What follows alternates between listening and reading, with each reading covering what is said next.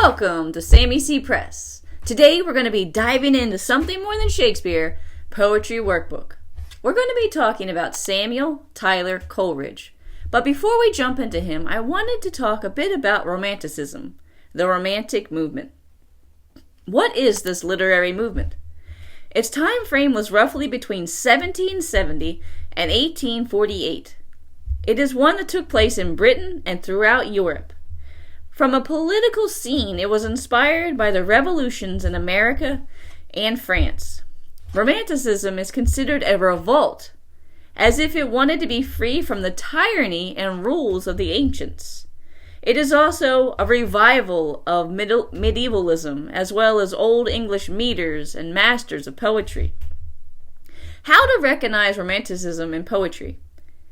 If it freely expresses feelings, emotions, experiences, thoughts, and ideas in a way that shows that it does not follow or even care about rules or regulations, a large emphasis was placed on the imagination as well as the inspiration and intuition. Romantic poetry is the spontaneous overflow of powerful feelings, not focusing on form and clarity, but instead on inspiration. Romantic poets in English are full of melancholy and pessimism, usually a very dissatisfied individual. The Romantic movement in literature is a revolt against the 18th century poetic style of artificiality. Much different than the 18th century neoclassical poets who emphasized reason and intellect, not emotion. Neoclassical poetry, in case you were wondering, is a type of poetry that follows the pattern of poetry composed in ancient times, in Greek and Rome. When it comes to the English Romantic poets, there's what's called the Big Seven. We have William Wordsworth, Lord Byron, Percy Shelley, John Keats, William Blake, William Butler Yeats, and who we're about to discuss, Samuel Tyler Coleridge. So let's jump into him. Some quick facts. In 1772 he was born, and he died in 1834. He was the youngest of 10 children.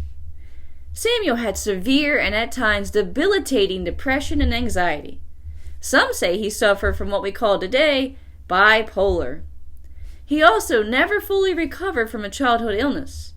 On top of all that, in 1781 his father died, leaving 8-year-old Samuel alone. He was sent to live at a charity school in London.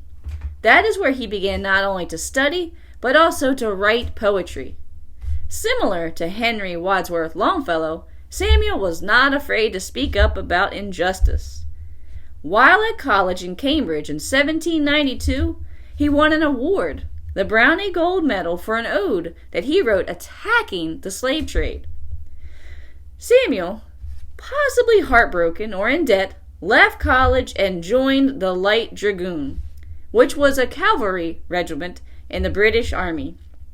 He did not use his real name, leading to the idea of him running or hiding from something. He came up with quite an unusual name, one that I am sure to mispronounce: Silas Tomkin Cumberbatch. His brother stepped in, and Samuel was able to be released for the reason of insanity. After his release, he returned to college. Later, Samuel met the poet William Wordsworth and his sister Dorothy in 1795. And in 1798, they published a volume of poetry together. It was the start of the English Romantic Age. The volume was called Lyrical Ballads. Sometime later, Samuel returned as a house guest with William and his sister Dorothy.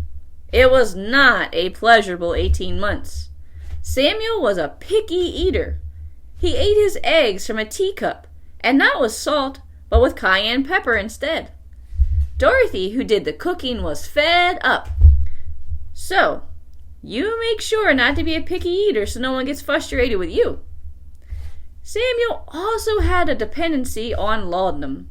Laudanum was 10% solution of opium powder and alcohol, widely used to treat everything from pain and insomnia to other things. It was even used to quiet crying babies. It was highly addictive. Laudanum caused nightmares that would wake the house, including the children. Not a pleasant experience for anyone involved.